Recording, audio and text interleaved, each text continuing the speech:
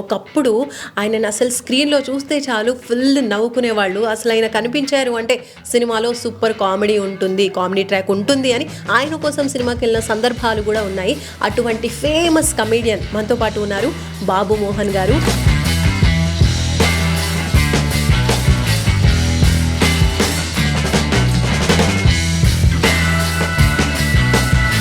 బాబు మోహన్ గారు నమస్కారం అండి. నమస్కారం అమ్మా. నమస్కారం. చాలా ఆనందంగా ఉంది మీతో. ఆనందంగా కాఫీ తాగుతున్నాను అందుకని.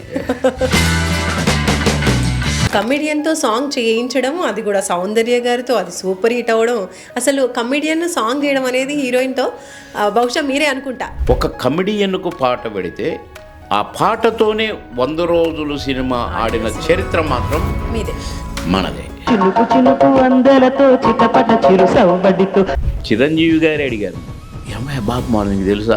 ఏంటన్నా మైలుల్లో ఏదన్నా సాంగ్ చేసినావా? చేసినాను. ఏంటి తమాషా చేస్తున్నాడు? నాదే ఉండదు చేయండి అంటే, లేదు లేదు పాటతో హిట్ అయ్యా బాబు. చిరంజీవి గారి ఫాదరు పాట వేయండారు పక్కన, నేను ఇక్కడ చిరంజీవి గారి నాన్నగారు. ఎన్ని రోజులు చేసావు బాబా? తమాషా చేస్తున్నావా? నమ్మలే. మళ్ళీ ఏమన్నాడు, మళ్ళీ చూశాడు, అప్పుడు కొట్టాడు నతరు. బాగా చేసావు బాబా. వానొచ్చే వరదొచ్చే అడుక్కున్నోనికి 60 కూరలు, నువ్వు తినేవాడికి 1-2 కూరలు ఇంట్లో అని. అడుక్కున్నవారికి 66, మీరు 6 తగ్గించారేంటి?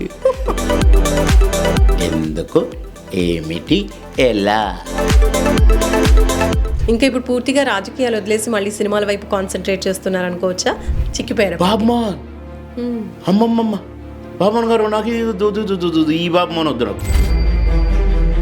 అంటే నా మిస్టేకే. కార్ బ్లాస్ట్ చేస్తారు. మీకు ఇష్టమైతే ఉంచుకోండి, లేదంటే లేదు. లేకుంటే తీసేసేయండి. అంటే మీరు ఇండస్ట్రీలోకి రావడమే కమెడియన్ కావాలనుకొని వచ్చారా, లేదంటే ఇది కూడా అనుకోకుండా జరిగిపోయిందంటారా? ఏరా ఏదో నాటకం వేస్తున్నావట, హీరో అవుతావురా, కొన్ని విలన్ అవుతావా, ఇంతంతున్నావు. ఎప్పుడైనా మొహం అద్దంలో చూసుకున్నావా, కొన్ని కమెడీని అవుతావురా.